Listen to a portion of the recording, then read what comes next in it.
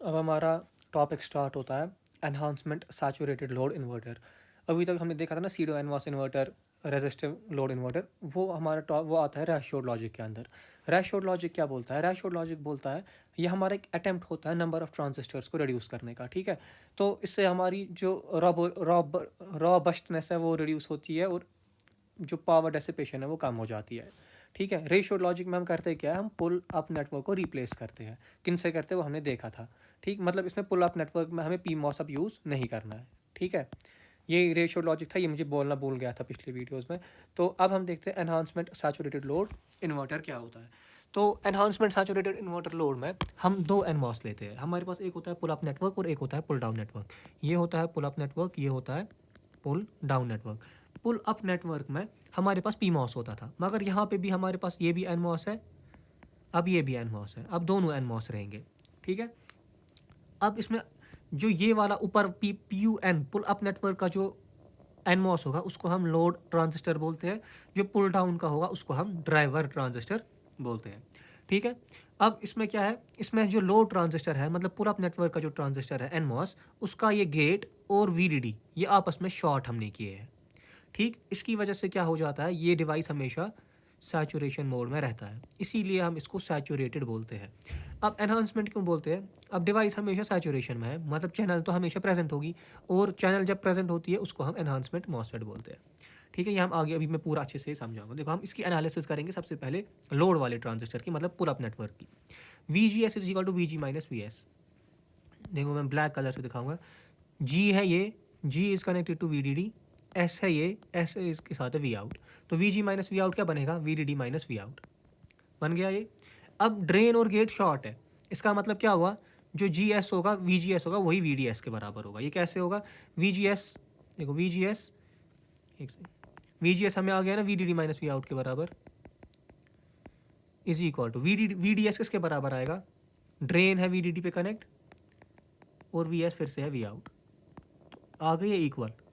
इसका मतलब क्या हो गया, जो वी डी एस है वही वी जी एस के बराबर है, ठीक। Now for NMOS to be in saturate, अब एनमॉस कब सैचुरेशन में होता है, अब हमें प्रूव कर रहे हैं कि सैचुरेशन में ही रहेगा। अभी मैंने कहा ना जब हमने इन दो को शॉर्ट किया डिवाइस हमेशा सैचुरेशन में रही।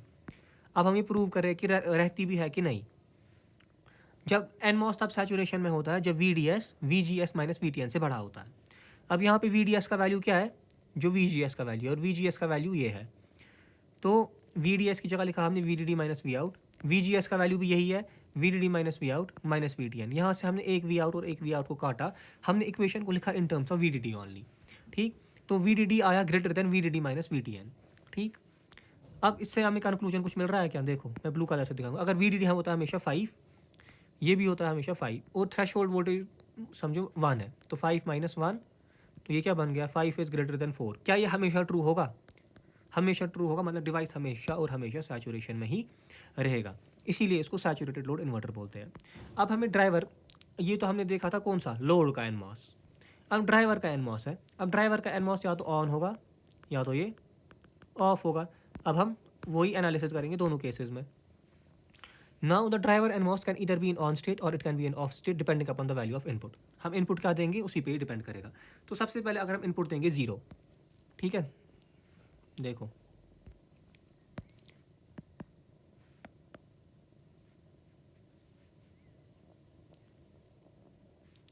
अगर मैंने इनपुट दिया 0 तो क्या होगा, बोलो। This means the driver NMOS is in cut off and no current will flow through it. NMOS को हमने 0 दिया तो एनमॉस 0 पे बंद हो जाता है, तो इस एनमॉस को 0 दिया ये बंद हो गया, तो इसमें से कुछ करंट फ्लो कर रही होगी, ये हो गया ड्राइवर एनमॉस, तो आई डी ड्राइवर। इसमें से कुछ करंट फ्लो कर रही होगी आई डी लोड।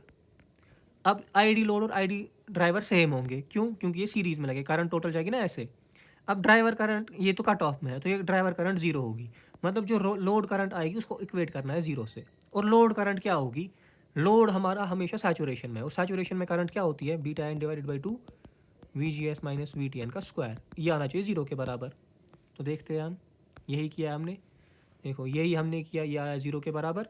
अब वी जी एस का वैल्यू कितना है, V D D minus V out, अभी हमने देखा वो यहाँ पे पुट किया।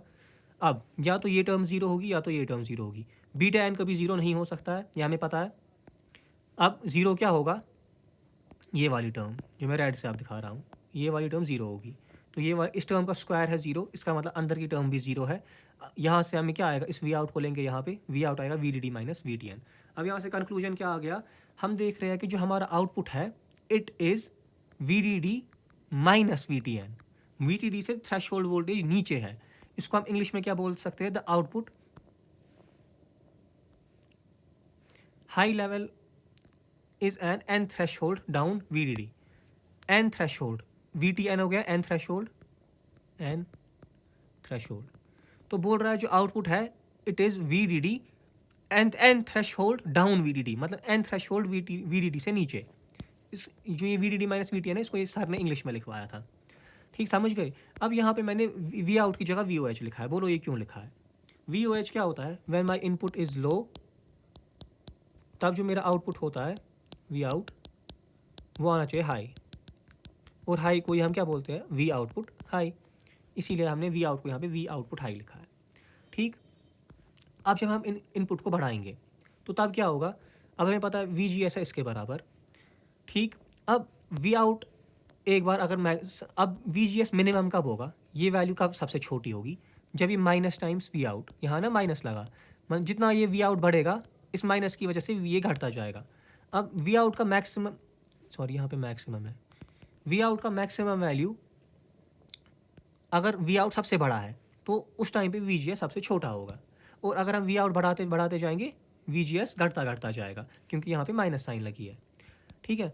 अब एक टाइम आएगा हमने इतना वी आउट बढ़ाया, हमारा जो वी जी एस है ये थ्रेशोल्ड वोल्टेज के बराबर हो गया, ठीक। फिर मैंने और वी आउट बढ़ाया, ये थ्रेशोल्ड वोल्टेज से भी कम हो गया, उस टाइम पे हमारा लोड हो जाएगा बंद। तो देखो क्या हो जाएगा उस टाइम पे, उस टाइम पे हमारा ये पूरा लोड बंद हो जाएगा, ये ख़त्म, ठीक। अब जैसे ये ख़त्म हो गया, ग्रीन कलर से देखो ये कैपेसिटर है, ये डिस्चार्ज हो जाएगा थ्रू ड्राइवर ट्रांजिस्टर, और अब आउटपुट आ जाएगा मेरा ज़ीरो। तो यही होती है वर्किंग ऑफ, ये थी हमारी working of enhancement saturated load inverter. तब आउटपुट आ गया ज़ीरो। इस आउटपुट को मैंने वी ओ एल क्यों बोला है, क्योंकि इस बार मेरा इनपुट जो था वो इंक्रीजिंग था, मतलब इनपुट हमारा हाई था और आउटपुट क्या आना चाहिए इन्वर्टर का उस टाइम पे, लो, ज़ीरो आना चाहिए, लो, और उसी लो आउटपुट को हम वी आउटपुट लो बोलते हैं, ठीक है, समझ गए। तो ये था हमारा एनहांसमेंट सैचुरेटेड लोड इन्वर्टर। अब हम बाईमॉस इन्वर्टर पढ़ेंगे अगले वीडियो में।